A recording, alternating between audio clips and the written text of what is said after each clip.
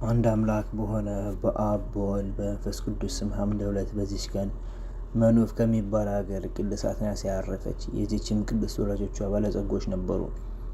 እነርሱም በሞቱ ጊዜ ቤቷን ለእንግዳ ማደሪያ ታደርግ ዘንድ በጎ ሀሳብ አሰበች። ወደ እርሷም የሚመጡ እንግዶች ሁሉ ትቀበላቸው ነበር። በገዳምም ለሚኖሩ መነኮሳትም የሚያስፈልጋቸውን ተሰጣቸው ነበር። ስለ በጎ ስራውም ይወዷት ነበር። ከዚህ በኋላ ግብራቸው የከፋ ክፉ ሰዎች ወደ እርሷ ተሰበሰበው ሀሳቧን ወደ ኃጢአት ስራ መለሱት። ኃጢአትን አብዝታ ትሰራ ጀመር። በአስቄጥስ ገዳም በሚኖሩ አረጋውያን ቅዱሳን ዘንድም ወሬዋ ተሰማ። ስለ እርሷም እጅግ አዘኑ።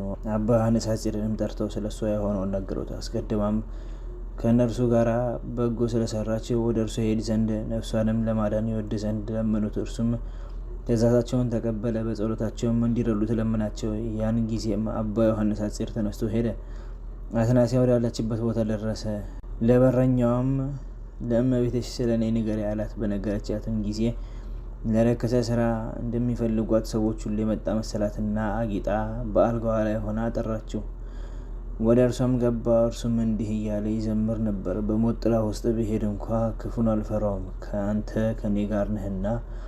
ከእርሷ ጋራም አስቀመጠችው። ያን ጊዜም ራሱን ዘንበል አድርጎ አለቀሰ። ለምን ታለቅሳለህ አለችው። እርሱም ሰይጣናት በላይ ሲጫወቱ አየኋቸው። ክብር ይግባውና ጌታዬ ኢየሱስ ክርስቶስን ለምን አሳዘንሽው? የቀድሞ በጎ ስራሽን ትተሽ ወደ ጥፋት ስራ ተመልሰሻልና አላት። ቃሉንም ሰምታ ደነገጠች፣ ተንቀጠቀጠች። ምን ይሻለኛል አለችው። ንስሐ ግቢ አላት። እርሷም እግዚአብሔር ይቀበለኛልን አለችው። እርሱም አዎን አላት። እርሷም በምትሄድበት ከአንተ ጋር ውሰደኝ አለችው። እርሱም ነይ ተከተኝ አላት። ያን ጊዜም ፈጥና ተነስታ በኋላው ተከተለችው። ገንዘቧንም ምን አልያዘችም። በመሸም ጊዜ ለማደር ወደ ጫካ ውስጥ ገቡ። በዚያም ለእርሷ ቦታ አዘጋጅቶ እስኪነጋ በዚህ አረፍ ብለሽ ተኚ፣ ወደዚያ ሆናለሁ አላት። ይህንንም ብሎ ከእርሷ ጥቂት ተገልሎ እየጸለየ ብቻውን ተቀመጠ። በሌሊቱ እኩሌታም ሊጸልይ ተነሳ። ከምድር እስከ ሰማይ የሚደርስ የብርሃን ምሰሶ አየ። የእግዚአብሔር መላእክት የከበረች ነፍስን ተሸክመው ሲወጡ አይቶ በነጋም ጊዜ ወደ እርሷ ሄደ። ሙታም አገኘት፣ እጅግም አዘነ። ስለ እርሷም ያስረዳው ዘንድ እየሰገደ ወደ እግዚአብሔር ለመነ። ወደ እርሱም እንዲህ የሚል ቃል መጣ። ከቤቷ በወጣች ጊዜ እግዚአብሔር ንስሐዋን ተቀብሎ ኃጢአትሽን ተሰረየልሽ ብሏታል። ከዚህ በኋላ ሄዶ ለአረጋውያን የሆነውን ሁሉ ነገራቸው። እርሱ እንዳያት ማየታቸውን ነገሩት። የኃጢአተኛውን ወደ ንስሐ መመለስ እንጂ መሞቱን የማይሻ እግዚአብሔርን አመሰገኑት። ለእግዚአብሔር ምስጋና ይሁን፣ እኛንም በጸሎቷ ይማረን ለዘላለሙ አሜን። በዚችም ቀን የሰማዕት ደሚናና ሰማዕታት የሆኑ ወንድሞቹ መታሰቢያቸው ነው። በረከታቸው ከእኛ ጋር ትኖር ለዘላለሙ አሜን። በዚችም ቀን ከነገስታት ወገኖች የሆነች ቅድስት ኢዮጵራክስያ አረፈች። የእርሷም የአባቷ ስም ኢጦጎኖስ ነው። የንጉስም አማካሪ ነበር። የእናቷም ስም ኢዮጵራክስያ ነው። እነርሱም ደጎች ነበሩ። ጾምና ጸሎትም ወደ እግዚአብሔር የሚያቀርቡ ነበሩ። ይህችም ቅድስትን በወለዷት ጊዜ በእናቷ ስም ኢዮጵራክስያ ብለው ጠሯት። ከጥቂት ጊዜ በኋላም አባቷ አረፈ። እድሜዋም 6 ዓመት በሆነ ጊዜ እናቷ ወደ ደናግል ገዳም ከእርሷ ጋር ወሰደቻት። ይህችም ቅድስት ደናግሉ ሲያገለግሉ አይታ እንደምን እንዲህ ደክማችሁ ትሰራላችሁ አለቻቸው። እነርሱም ክብር ይግባውና ስለ ክርስቶስ ነው ብለው መለሱላት። ወደ ዲያቆናዊትም ሄዳ ያመነኩሷት ዘንድ ለመነች። እነርሱ ለእናቷ ነገሯት። እናቷም ለዲያቆናዊቷ ሰጠቻት። በደናግሉም ሁሉ ዘንድ አደራ ሰጠቻት። ከጥቂት ቀኖች በኋላ እናቷ አረፈች፣ ቀበሯት። ከዚህም በኋላ ቅድስት ኢዮጵራክስያ የምንኩስና ልብስ ለበሰች።